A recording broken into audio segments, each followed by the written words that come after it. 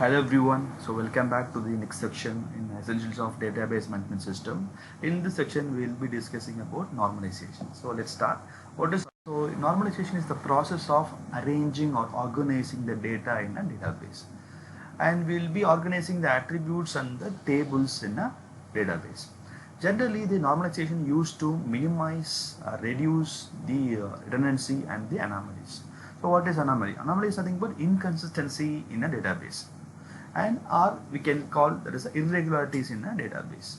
Redundancy means unnecessary repetition of a data. Sometimes multiple copies of same data is happened in your database, so that is what called as redundancy. We are having three types of anomalies.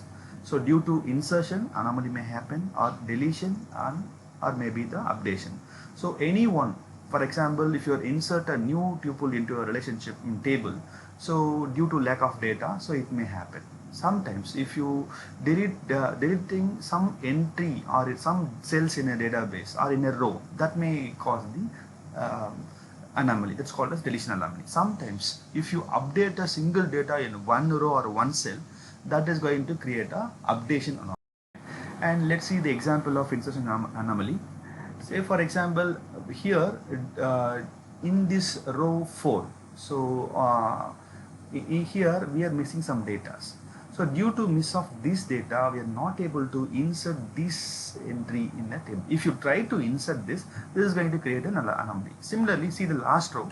In the last row, there are some 3 cells are not available, or 3 entries are missing. Even though we are trying to insert that data, that is going to make a insertion anomaly. So let's see next deletion anomaly. So here, if you delete any one data in a table, any one single entry or multiple entry in a single row, if you delete any one cell, that is going to create a deletion anomaly. Right? Let's see this updation anomaly.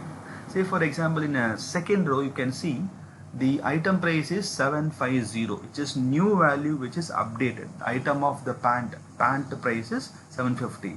But the same item is there in the fourth row, the pant price is 900, so which is need to be updated. This is what called as if you update one data, that copy should be updated, or the same data in a table must be updated. So this is going to be called as updation anomaly.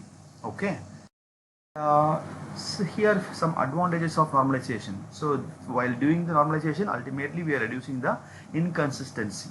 Alright, ultimately we are avoiding the errors. That is what called as normalization. So here normalization helps to minimize the redundancy in the data, and it greater overall database organization. We can organize this properly, and data consistency is within the database, so inconsistency can be removed, and much more flexible database design. So it is properly structured, organized, no errors, consistent, right? So it enforces the concept of relational integrity. Each row, each column, each cell is pakka.